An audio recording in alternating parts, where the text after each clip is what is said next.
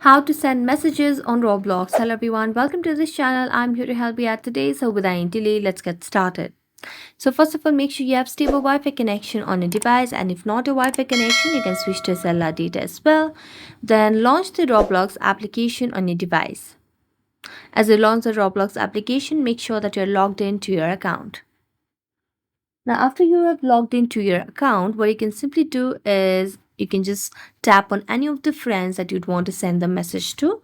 So let me just tap on any of these and let me select a friend over here.